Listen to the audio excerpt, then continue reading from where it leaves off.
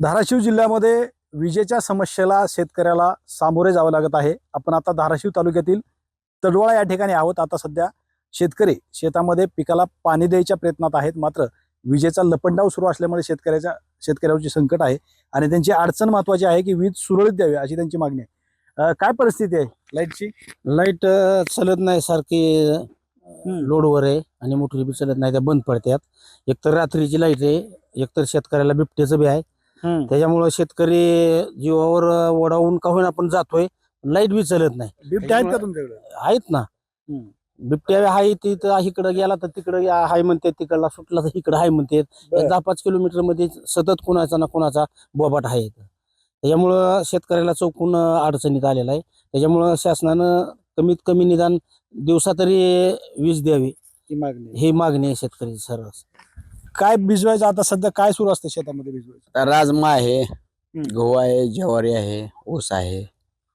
पाणी द्यायला सुरू पाणी द्यायची परिस्थिती आज असं आहे की हरभरा पीक आहे, ही जी पिकं जी आहेत टोटल अशी परिस्थिती की विहिरीत पाणी आहे, पाऊसकाळ भरपूर झालाय, विहिरीत पाणी असताना शेताला पाणी नाही. लाईटीचा प्रॉब्लेम, अशी परिस्थिती आहे की एकतर 10 मिनिटाला 15 मिनिटाला सारखी ट्रिप लाईट होती. एमएससी बोर्डाचा हा भोंगळ कारभार जे आहे, ह्या भोंगळ कारभारामुळे एमएससी बोर्डाने त्याच्यावर तात्काळ नियोजन करून दिवसा लाईट द्यायची व्यवस्था करावी, एवढीच कळकळीची विनंती. बिबट्याची पण भीती आहे. बिबट्याची पण भरपूर भीती आहे. दहशत असल्यामुळं शेतकरी शेतात जायला इच्छाच नाही आणि एकदा फ्यूज गेला की शेतकरी शेतात जात नाही. शेतात नाही गेल्यानंतर त्या दिवशी लाईट गेली, नुकसान होणार. किती तास लाईट राहते बरं? लाईट सरासरी जर विचार केला तर 3 ते 3.5 तासच लाईट राहते 24 तासातून. कारण ही काय शेतकरी बिल भरीत नाहीत म्हणते, काहीचे बिलाचा न्याचा काही संबंध आहे. इथं लाईट 3 तास 2 तासावर येते तर बिल कुठली भरायची? वीजनाचीच परिस्थिती आज विचित्र परिस्थिती आहे वीजनाच्या बाबतीचा विचार केला तर. शासन तर म्हणतं ते सौर ऊर्जा वापरा. काय सौर ऊर्जा वापरावं? आता कुठं किती जणाला सौर आहेत बघा बरं, इथं कुठं सौर दिसतात का तुम्हाला? ते इथं सौरच नाहीत तर आता कुठलं द्यायला? काही जणांनी ऍप्लिकेशन केलंय, त्याचं आहे निवडायला यायला त्याला 6-6 महिने लागायला लागलेत. कंपनी निवडायला यायला तीच नाही, पैसे भरून लोक बसले ती तरी निवडायला का अजून कंपनी निवडच होईना गेली. काय करायचं? दोन्ही कोण अडचण येते. काय मागणी आता? आता आमची अशी मागणी आहे की एमएससी बोर्डानं तात्काळ पूर्ण त्यांचा जे काही प्रॉब्लेम असेल ते नीट करावा आणि दिवसा लाईट द्यायची व्यवस्था करावी. तुमचं काय आहे शेतामध्ये? गहू, ज्वारी, हरभरा, हीच परिस्थिती राजमा, हीच आहे परिस्थिती. लाईट चालत नाहीत साहेब. आणि काय होत आहे, गावातलं आमचं जी 15-16 डीपी आहेत तेरणा भागातले, आणि गावातला घोटाळा झाला की लाईट ड्रीप करतात. कुठलाही तांत्रिक बिघाड असलं की इळी लाईट बंद, संध्याकाळी लाईट बंद. मग कुठल्या टायमाला काय व्हायला लागले साहेब, आमच्या चोऱ्या व्हायला लागल्यात.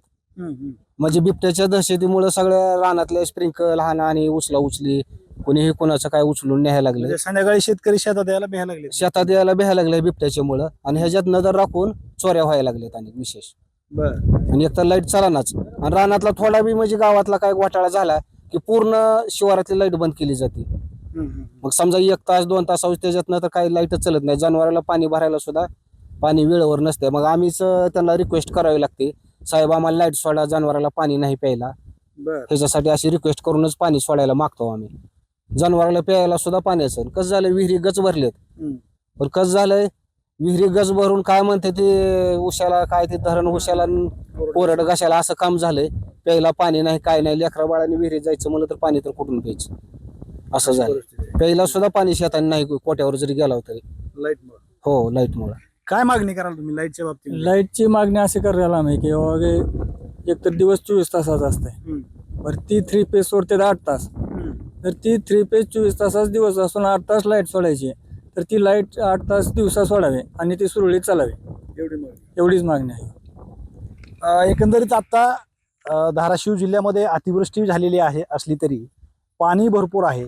मात्र विजेअभावी पाणी पिकाला द्यायचं कसं, हा प्रश्न शेतकऱ्यासमोर उभा आहे. श्रीराम क्षीरसागर, TV9 मराठी, धाराशिव.